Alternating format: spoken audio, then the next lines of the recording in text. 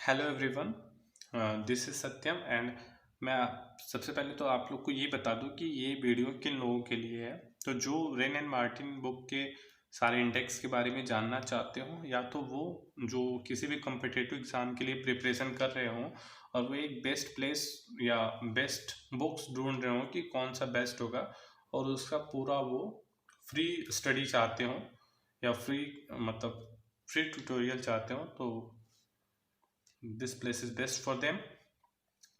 तो हम स्टार्ट करते हैं। तो ये बुक जो है वो रेन एंड मार्टिन जो है वो इस बुक के राइटर हैं और पब्लिशर है यश चांद। तो ये बुक उनके लिए है जो कम्पिटिटिव एग्ज़ाम के लिए प्रिपेयर कर रहे हों। वो किसी भी तरीके का कम्पिटिटिव एग्ज़ाम हो सकता है, या किसी भी गवर्नमेंट, प्राइवेट या कैट एग्ज़ाम, मैट और जेट, जी मैट, जो जो भी होते होंगे सारे एग्ज़ाम के लिए है ये। और इसमें लिखा हुआ भी है कि कौन से एग्ज़ाम में मतलब ये देखिए, सबसे पहले लिखा है कि book to you how to use this book, कैसे हमको इस बुक को यूज़ करना है उसके बारे में बताया कि कैसे कैसे पढ़ना है और इसके वर्कबुक कैसे सॉल्व करने हैं। मतलब ये सब है कि सबसे पहले आप वो पढ़ लीजिए, उससे रिलेटेड जो वर्कबुक है डैश दे के नीचे है उनको आप सॉल्व करिए, ऐसा कुछ लिखा हुआ है। तो सबसे पहले आता है यहाँ पे टेबल ऑफ कंटेंट। तो पहले मैं आपको समराइज कर देता हूँ कि क्या क्या है इस टेबल ऑफ कंटेंट में। तो सबसे पहले सेक्शन 1 है। सेक्शन 1 के दो पार्ट हैं। पहला है ग्रामर पार्ट और दूसरा है कंपोजिशन पार्ट, ठीक है। फिर उसके बाद आता है सेक्शन 2 जो कि है टेस्ट ऑफ वोकैबुलरी। इसमें हम वर्ड पावर को जनरली बेस बनाएंगे। और उसके बाद आता है सेक्शन 3 जो कि आइडोम्स और फ्रेजेस के बारे में है। और सेक्शन 4 जो है वो ordering of word in sentences और सेंटेंसेस इन पैराग्राफ, इसके बारे में बताया गया है कि हम किसी भी जंबल वर्ड को सेंटेंसेस में कैसे बनाएं और जंबल सेंटेंसेस को हम पैराग्राफ में कैसे बनाएं। और इसके साथ साथ वर्कबुक भी हैं इन सब के, ताकि आप प्रैक्टिस अच्छा कर सको। और यही तो खास बात है रेन एंड मार्टिन की बुक में कि इनके जो वर्कबुक या प्रैक्टिस क्वेश्चंस होते हैं वो एकदम हर टाइप से होते हैं, मतलब हर टाइप कवर करने वाले क्वेश्चंस होते हैं। फिर आता है सेक्शन 5, वो है analyse and transformation of sentences including active and passive voices, ये है आपका सेक्शन 5। और सेक्शन 6 में आता है synthesis of sentences and direct and indirect speeches, sentence को बनाना और डायरेक्ट और इनडायरेक्ट स्पीच के बारे में। जो लास्ट वाला सेक्शन है वो जनरली एक रिटेन कंपोजिशन है, जिसमें कि हम कंपोजिशन के बारे में पढ़ेंगे, पर्सिव राइटिंग और एसे राइटिंग के बारे में पढ़ेंगे। तो ठीक है, ये तो हो गया जनरल एक ओवरव्यू हो गया कि क्या क्या सेक्शन है और किसमें क्या क्या चीज़ है। बहुत लोग सिर्फ यही जानना चाहते हैं, लेकिन जो डिटेल जानना चाहते हैं मैं उनको लिए बता देता हूँ कि जो इसमें पहला सेक्शन है ग्रामर, उसमें दो पार्ट हैं इसके, ग्रामर और कंपोजिशन के, ठीक है। तो ग्रामर में सबसे पहला चैप्टर आएगा इसमें द सेंटेंसेस के बारे में, दूसरा आता है सब्जेक्ट एंड प्रेडिकेट, तीसरा आता है the phrases and the clause, फिर parts of speech, the noun जिसमें कि सबसे पहला होगा kinds of noun, gender, the noun number, the noun case, the adjective, comparison of adjectives, adjective used as noun, position of adjective, the correct use of some adjective, articles, personal pronouns, reflexive and emphatic pronouns, demonstrative, indefinite and distributive pronouns। Last है इसमें 18 chapter, last नहीं, इस page का last है relative pronoun. फिर इसमें आता है चैप्टर 19 जो है वो है इंट्रोगेटिव प्रोनाउंस, फिर द वर्ब है transitive and intransitive, verb of incomplete prediction है, फिर एक्टिव एंड पैसिव वॉइसेस है, मूड है, द सेंटेंसेस है, इंट्रोडक्शन है जिसमें, फिर उसके नेक्स्ट में है the uses of present and past sentences, फिर द फ्यूचर आ गया, फिर उसके बाद है the verb person and number, फिर the infinitive, the participle, the gerund, irregular verbs, auxiliaries and models, conjunction of the verb love, the adverb, comparison of adverbs, formation of adverbs, position of adverbs, the preposition, फिर word followed by preposition, फिर the conjunction, some conjunction and their uses है, interjection है, the some word used as different parts of speech। फिर उसके बाद आता है आपका सेकेंड पार्ट जो कि इसका कंपोजिशन है सेक्शन 1 का। तो इसमें आता है agreement of verb with subject, फिर नाउन एंड प्रोनाउन आता है, एडजेक्टिव आता है, वर्ब आता है, adverb, conjunction, order of words आते हैं और पंक्चुएशन मार्क्स के बारे में आते हैं कि कैसे कहाँ कहाँ कौन से पंक्चुएशन लगाया जाता है। फिर उसके बाद एक वर्कबुक है जिसमें कि आपको डिस्क्रिप्टिव टेस्ट और ऑब्जेक्टिव टेस्ट 2 टेस्ट मिलेंगे जो कि रिलेटेड होंगे ये ऊपर वाली चीज़ों से जो हमने अभी तक जिसके बारे में बताया। तो इन सब बारे में जो हम पढ़ लेंगे तो उन्हीं के बारे में से एक मतलब एक तरह का वर्कबुक आपको मिलेगा। वर्कबुक क्या मिलेगा मतलब इसमें क्वेश्चन होंगे ऑब्जेक्टिव टाइप और डिस्क्रिप्टिव टाइप, इसको आपको खुद से सॉल्व करने होंगे। तो इसको भी मैं अपने वीडियोस में इसको भी मैं बताऊंगा कि इसमें जो ऑब्जेक्ट मतलब डिस्क्रिप्टिव टेस्ट और ऑब्जेक्टिव टेस्ट है मैं इसको भी आप लोग को दूंगा, डोंट वरी। और आता है सेक्शन 2 जो कि है टेस्ट ऑफ वोकैबुलरी, जिसमें क्या आता है 52 चैप्टर आता है जो कि है वर्ड लिस्ट। ये वर्ड लिस्ट इसलिए दिए ताकि हमारा वर्ड पावर जो है वो एक वर्ड ही एक बेस होता है। हमें किसी भी इंग्लिश में कोई भी ऐसे हो, पर्सिव राइटिंग हो, कोई भी आंसर हमको लिखना हो तो वर्ड पावर मस्ट होता है। फिर उसके बाद इनसे रिलेटेड वर्ड पावर से रिलेटेड मतलब जो सेक्शन 3 हमने पढ़ा अभी वर्ड लिस्ट, इससे रिलेटेड हमें एक वर्कबुक फिर से मिलेगा जिसमें डिस्क्रिप्टिव और ऑब्जेक्टिव दोनों होंगे, ठीक है। फिर इसमें आता है सेक्शन 3 जो कि आइडोम्स के बारे में है और फ्रेजेस के बारे में है। तो 53A जो चैप्टर है उसमें आइडोम्स के बारे में पढ़ेंगे जो कि बहुत ही इंपॉर्टेंट होते हैं, जो मेन डेली यूजेस और इम्पॉर्टेंट आइडियोम्स से पहले हम उनके बारे में पढ़ेंगे। फिर उसके बाद आता है आइडियोम्स कॉन्टिन्यूड, इसका मतलब कि जैसे जस्ट अ सेकेंड,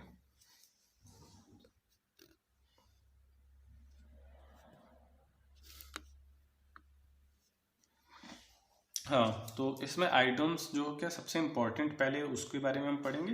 फिर आइडियोम्स कॉन्टिन्यूड का मतलब है कि और भी कुछ एक्स्ट्रा आइडियोम्स है जो कि सेकेंडरी इंपॉर्टेंट है। मतलब सबसे पहले तो हम आइडियोम्स जो पहला वाला है उसको पढ़ेंगे, दूसरा भी इंपॉर्टेंट है पर सेकेंडरी इंपॉर्टेंट है। फिर इससे रिलेटेड हमारे पास एक वर्कबुक होगा जिसमें कि कुछ ऑब्जेक्टिव टेस्ट होंगे और कुछ डिस्क्रिप्टिव टेस्ट होंगे। फिर आपका आता है सेक्शन 4 जिसमें कि हम वर्ड को एक जैसे जंबल वर्ड्स होंगे उनको हमको सेंटेंसेस में करना होगा और जैसे कुछ सेंटेंसेस होंगे उनको हमको पैराग्राफ में करना होगा कन्वर्ट। तो ये उसके बारे में है ये सेक्शन। तो इसमें हम ऑर्डरिंग ऑफ वर्ड्स पहला चैप्टर पढ़ेंगे और दूसरा पैराग्राफ राइटिंग, मतलब पहला तो एक हम कैसे जंबल वर्ड्स को एक सेंटेंस बनाएं इसके बारे में हम पढ़ेंगे। फिर दूसरा आता है कि कैसे हम जंबल सेंटेंसेस को पैराग्राफ बनाएं, ठीक है। तो फिर उसके बाद जस्ट एक फिर आपको वर्कबुक मिलेगा जिसमें कि ऑब्जेक्टिव टेस्ट है सिर्फ रीअरेंजमेंट के कि कैसे हम जंबल वर्ड्स को जंबल सेंटेंस को रीअरेंज करेंगे। फिर आपका आता है सेक्शन 5 जिसमें कि analyse and transformation of sentences including active and passive voices. इसमें हम मतलब एनालाइज करना सीखेंगे और ट्रांसफर करना सीखेंगे एक सेंटेंस को किसी और फॉर्म में, और इसके साथ साथ इसमें एक्टिव और पैसिव वॉइसेस भी होंगे। तो सबसे पहला चैप्टर इसमें एनालाइज ऑफ सिंपल सेंटेंसेस, जैसे सेंटेंसेस बहुत से होते हैं जैसे सिंपल, कंपाउंड और कॉम्प्लेक्स। तो हम पहला चैप्टर है कि हम कैसे सिंपल सेंटेंसेस को एनालाइज करें। दूसरा है फ्रेजेस क्या होते हैं इसको कैसे एनालाइज करें, क्लॉज क्या होते हैं और इसको कैसे एनालाइज करें। फिर उसके बाद है sentences simple, compound and simple, compound and complex, इसके बारे में हम पढ़ेंगे और एनालाइज करना सीखेंगे। उसके बाद है more about noun clauses, more about adjective clauses, more about adverb clauses. फिर है एनालाइज ऑफ कॉम्प्लेक्स सेंटेंसेस जिसको हम बोलते हैं क्लॉज एनालिसिस। फिर एनालाइज ऑफ कंपाउंड सेंटेंसेस, ये भी क्लॉज एनालिसिस के अंदर आता है। फिर उसके बाद है 65 चैप्टर ट्रांसफॉर्मेशन ऑफ सेंटेंसेस। फिर 66 है ट्रांसफॉर्मेशन ऑफ सेंटेंसेस कंटिन्यूड, मतलब हम ट्रांसफॉर्मेशन ऑफ सेंटेंसेस पहले जो इंपॉर्टेंट है उसको हम सीखेंगे, फिर आगे हम उसी तरीके का प्रैक्टिस और भी करेंगे कुछ जो सेकेंडरी इंपॉर्टेंट है। तो ये सब आप जो चैप्टर पढ़ रहे हैं इसको मतलब पढ़ के ये ना घबरा जाइए कि मतलब ये चैप्टर है मतलब ये तो बहुत बड़ा बुक है, ये ऐसा कुछ नहीं है। ये चैप्टर जो है ना, ये जो चैप्टर 1 है, जैसे एक चैप्टर इसका ना मतलब कि 5-10 लाइन के होते हैं, मतलब कुछ तो 5-10 लाइन के होते हैं, कुछ 3 लाइन का ही एक चैप्टर होता है, उतने में ख़त्म होगा। जैसे कि अब हम बात करें इसका द सेंटेंस जो कि चैप्टर 1 है, ये सिर्फ 4-5 लाइन का सेंटेंस की डिफिनेशन है, फिर काइंड्स ऑफ सेंटेंस है, बस सेंटेंस चैप्टर ख़त्म। तो इसलिए ये मत समझिए कि बहुत बड़े बड़े चैप्टर हैं, समझ लीजिए ये टॉपिक है एक तरीके से। फिर इसके बाद देखिए जस्ट जब हम 5 वाला सेक्शन खत्म करेंगे तो उसके बाद इसी से रिलेटेड आपको एक नीचे वर्कबुक मिलेगा जिसमें डिस्क्रिप्टिव और ऑब्जेक्टिव टेस्ट दोनों मिलेंगे। ये भी मैं आपको प्रोवाइड करूंगा जब ये पूरा हमारा सेक्शन खत्म होगा, जब इसका सारा मैं सेक्शन खत्म कर लूँगा उसके बाद हम इसके लिए एक अलग वीडियो बनाएंगे, या तो लास्ट चैप्टर में हम इसके बारे में डाल देंगे। ठीक है, जो होगा मैं उस टाइम आपको बताता जाऊँगा। और आपका आता है सेक्शन 6 जिसमें कि synthesis of sentences and direct and indirect speeches के बारे में। तो सबसे पहले हम पहला चैप्टर इसमें सिंथेसिस ऑफ सेंटेंसेस की, सेंटेंसेस को हम कैसे बनाते हैं, जैसे subject plus verb, subject plus helping verb plus verb, ऐसे एक फॉर्म होता है ना सेंटेंस का। तो हम सीखेंगे कि कैसे एक सेंटेंस को हम क्रिएट करते हैं। फिर उसमें हम फिर उसके आगे हम थोड़ा सा और भी सेकेंडरी इंपॉर्टेंट चीज़ें उसके बारे में सीखेंगे। फिर उसके बाद और जो टर्सरी इंपॉर्टेंट होते हैं, जैसे उसके बाद वाले इंपॉर्टेंट होते हैं, वो भी हम पढ़ेंगे। तो सबसे पहले हम ये एक ऑर्डर में पढ़ेंगे, पहले जो एकदम प्राइमरी लेवल है हम उसको पढ़ेंगे, फिर सेकेंडरी लेवल, फिर थर्ड लेवल आएंगे उसको कि क्या है उसके आगे। फिर उसके बाद आएंगे जब हम सेंटेंसेस को बनाना सीख लेंगे तो उसके बाद है हमारा द सेंटेंसेस ऑफ टेंसेस। हर टेंस के जो सेंटेंस होते हैं हम उनको बनाना सीखेंगे, पास्ट टेंस के सेंटेंस कैसे होते हैं, फ्यूचर टेंस के सेंटेंस कैसे होते हैं, इनके बारे में। फिर आपका आता है सेक्शन 6 का जो लास्ट चैप्टर है, जी सेक्शन 6 का जो लास्ट चैप्टर है वो है डायरेक्ट एंड इनडायरेक्ट स्पीच के बारे में, जो कि हम लोग क्लास 9-10th में तो जनरली हर लोग पढ़ेंगे, पर उतना उस टाइम कोई ध्यान नहीं देता, पर कॉम्पिटिटिव एग्जाम में ये सब मस्ट होते हैं एकदम। फिर इनसे रिलेटेड देखिए यहाँ पे नीचे आपको वर्कबुक पे मिल जाएगा, डिस्क्रिप्टिव टेस्ट होंगे और ऑब्जेक्टिव टेस्ट होंगे, ये आप खुद से सॉल्व करने होंगे। फिर आपका आता है सेक्शन 7 जो कि लास्ट सेक्शन है, जो कि रिटन कंपोजिशन के बारे में है, जो लंबे लंबे पैराग्राफ्स होते हैं वो सब इसके अंदर आते हैं। तो सबसे पहले कॉम्प्रहेंशन है, दूसरा पर्सिव राइटिंग है, और तीसरा एसे राइटिंग। मतलब ये सब तो जैसे कि यूपीएससी के एग्जाम में एसे राइटिंग इज मस्ट, आपको बड़ी बड़ी ऐसे मतलब हाई वर्ड लिमिट के ऐसे मिल जाएंगे लिखने को, और ज़्यादा मार्क्स के होते हैं, ताकि आप बच ही नहीं सकते इससे, आपको करना पड़ेगा इसको। और इसमें आपको एक एक वर्ड या मतलब एक एक सेंटेंस आपके अच्छे होने चाहिए, तब जाके फुल मार्क्स कोई गेन करता है। तो ये लास्ट में इसलिए दिया है, इसका भी एक रीज़न है क्योंकि पहले हमको वर्ड पावर एक बेस बनाना पड़ेगा, जिसके बारे में हम पहले पढ़ लेंगे, वर्ड पावर और ये ordering of sentences and words, ये सब पढ़ लेंगे तो हमारा ऐसे राइटिंग बहुत ही ईजी होगा। और ऐसे राइटिंग बहुत बड़ी तीर नहीं है, ये एक छोटा मोटा बात है। अगर आप इतना सब कुछ आपका ये पीछे का जितना आपने पढ़ा, अगर वो आप एकदम बिल्कुल अच्छे से क्लियर कर लेते हो तो फिर आपके लिए ऐसे राइटिंग बिल्कुल ही हल्का है एकदम। फिर उसके बाद आता है आपका वर्कबुक जो कि इससे रिलेटेड जस्ट होगा, जिसमें कि पहला रीडिंग कम्प्रहेंशन होगा, जो कि डिस्क्रिप्टिव होगा, आपको पैराग्राफ्स दिए जाएंगे उसको आप पढ़ोगे, फिर उससे रिलेटेड क्वेश्चन होंगे, डिस्क्रिप्टिव क्वेश्चन होंगे, और जस्ट उसी तरीके से फिर आपका जो क्वेश्चन बैंक 15 है वो भी सारे पैराग्राफ्स होंगे, उसमें आपको पढ़ेंगे आप पैराग्राफ को, पर उसके जो क्वेश्चन होंगे वो ऑब्जेक्टिव फॉर्म में होंगे, टिक दैट करेक्ट वाले। फिर उसके बाद इसमें डिस्क्रिप्टिव टेस्ट में एक होगा पर्सिव राइटिंग टेस्ट और दूसरा होगा यूपीएससी ऐसे टेस्ट, मतलब कि इसमें कि यूपीएससी से रिलेटेड जो जिस टाइप के एसेज आते हैं उसके बारे में होगा। जनरली यूपीएससी से रिलेटेड वो टेस्ट होते हैं जैसे कि जो करंट सिचुएशन पे बेसिस होता है, जैसे मान लीजिए अभी की बात नहीं करना है, जिस टाइम डिमोनेटाइजेशन हुआ था, नोटबंदी हुआ था, अगर उस टाइम क्या आप देखेंगे तो यूपीएससी के एग्ज़ाम में ज़रूर आया होगा, शायद मैंने देखा नहीं है, क्या पता है नहीं आया, पर डिमोनेटाइजेशन पे से जरूर आया होगा, या हर स्कूल एग्जाम में सब कोई डिमोनेटाइजेशन पे से जरूर लिखने को दे रहते हैं, क्योंकि एक तरह का सिचुएशन बेस्ड होता है, जो ऐसा सिचुएशन चलता है उस पर आपको ऐसे मिल जाते हैं। अब जैसे इकोनॉमिक क्राइसिस होंगे तो यूपीएससी के पेपर में आप देखेंगे इकोनॉमिक क्राइसिस से रिलेटेड आपको ऐसे लिखना होगा, तो आप ये नहीं बताएंगे कि इकोनॉमिक क्राइसिस ये होते हैं, बस आपको पूरा डिटेल एकदम एक्सप्लेनेशन देना पड़ेगा। तो उसके लिए आपके पास वर्ड पावर होना जरूरी है, जो कि इसमें वर्ड पावर हम पहले पढ़ेंगे। तो ये हो गया आपका टोटल इंडेक्स। और अब मैं आपको ये बता देता हूँ कि जैसे ये मैंने वीडियो इसलिए बनाया ताकि हम आपको एक इस बुक के बारे में पूरा एक रिव्यू दे सकें, कैसा बुक है। और बुक तो सभी खैर जानते हैं कि अच्छा होता है, हर बुक ही अच्छा है, बस पढ़ने की तरीका होना चाहिए। पर इसमें जो है कि इसका जो प्रैक्टिस क्वेश्चन है वो बेस्ट है।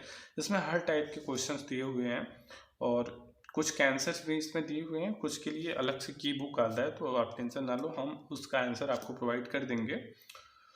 और जो भी जैसे कि अभी मैं स्टार्ट करूँगा इसके बाद से पर डे के हिसाब से एक एक चैप्टर में बारी बारी से कवर करता जाऊँगा। तो हर चैप्टर को मैं पहले डिस्कस करूँगा वीडियोस में, फिर उसके बाद इस चैप्टर से जितने भी रिलेटेड मतलब जो भी इसमें प्रैक्टिस क्वेश्चन होंगे उसको हम एक ऑब्जेक्टिव टाइप से क्रिएट कर देंगे उसका टेस्ट, और मैं लिंक डिस्क्रिप्शन बॉक्स में डाल दूंगा, आप लोग उस वहाँ से जाके उसको कर सकते हैं और देख सकते हैं कि आपको कितना समझ में आया। पहले आप पूरा वीडियो देखिएगा, वीडियो से पूरा अच्छे से समझ लीजिएगा, फिर उसके बाद आप डिस्क्रिप्शन बॉक्स में जाके आप वहाँ से लिंक पे क्लिक करके आप क्वेश्चंस के सारे आंसर दे के चेक करिएगा कि आपने कितना सही किया कितना गलत, फिर देखिएगा कि कितना फ़ायदा हुआ हमारी वीडियो से आपको।